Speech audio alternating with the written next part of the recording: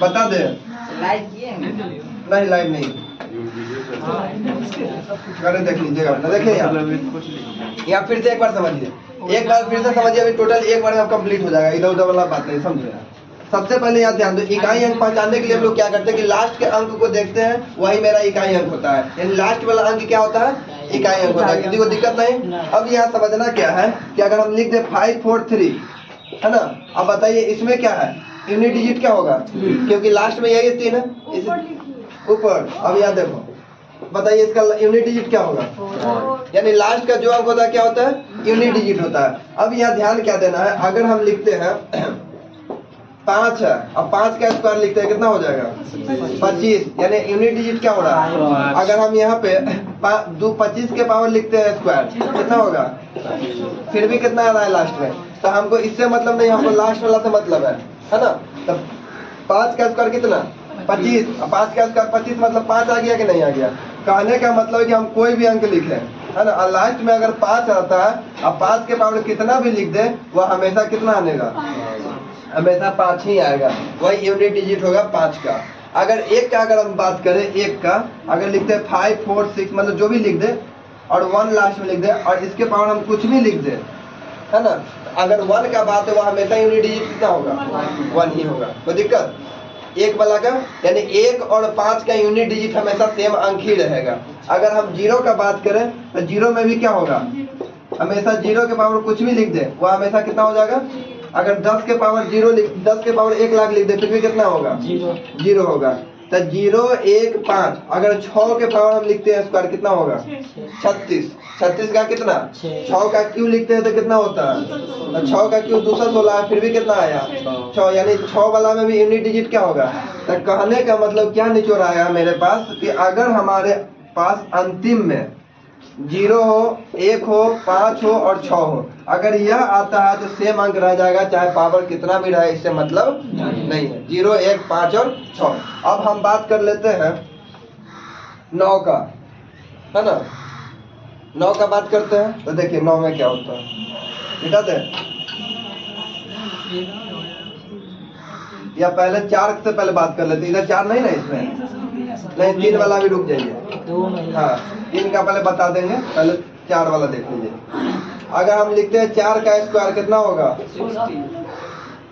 Unit digit कितना 4 के power 3 लिखते हैं कितना, यूनिट डिजिट कितना, बोलिए समझ में आया कि नहीं। यहाँ 6 है, यहाँ कितना है, अगर हम 4 के पावर 4 लिखते कितना होगा, 4 चौका 16, 16 चौका 64, 64 चौका कितना हो जाएगा 256। तो कहने का मतलब है कि यहाँ फिर क्या आ गया 4 के पावर अगर हम 5 लिखते तो कितना होगा, लास्ट में कितना आएगा है ना। तो अब यहाँ 2 कंडीशन अप्लाई हो रहा है, कितना कंडीशन अप्लाई हो रहा है, 2 कंडीशन अप्लाई हो रहा है। सबसे पहला कंडीशन क्या है कि अगर हम 4 के पावर 2 देख रहे हैं तो 6 आ रहा है, और 4 के पावर 3 देख रहे हैं तो कितना आ रहा है, यानी यहाँ सम वाला में कितना और विषम वाला में कितना, फिर सम वाला में कितना, फिर विषम वाला में कितना। अब यहाँ यह समझिए कि अगर हम लिख दे यहाँ ऐसे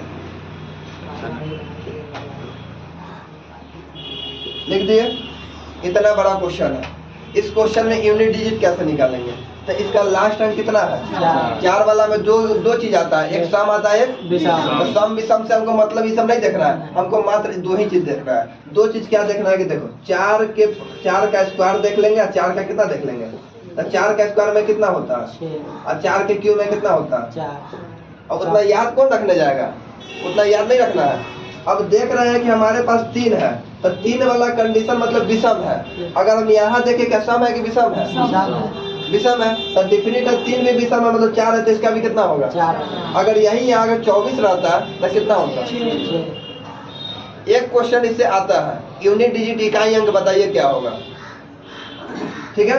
अगर 4 के पावर में यहाँ ऐसे लिख दे, बताइए इसका क्या होगा यूनिट डिजिट। हमको लास्ट अंक देख लिया कि सम है, और जब सम है तो कंडीशन क्या है, बोलिए कोई दिक्कत, कोई दिक्कत नहीं। अगर क्वेश्चन ऐसे रहे, देखो यहाँ चलिए क्वेश्चन लिखे थे आप लोग कॉपी में, जल्दी ये वाला कॉपी में उतार लीजिएगा।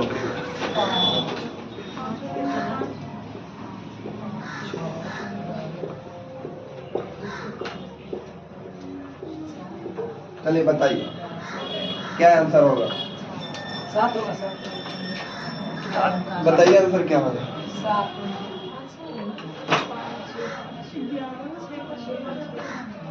5 होगा। 5 होगा। 15 5 होगा।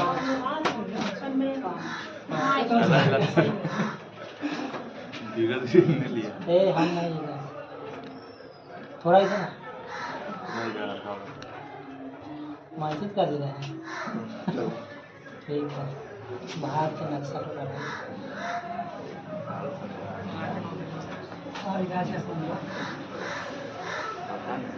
चल मैं जोरों से खा देंगे थोड़ा।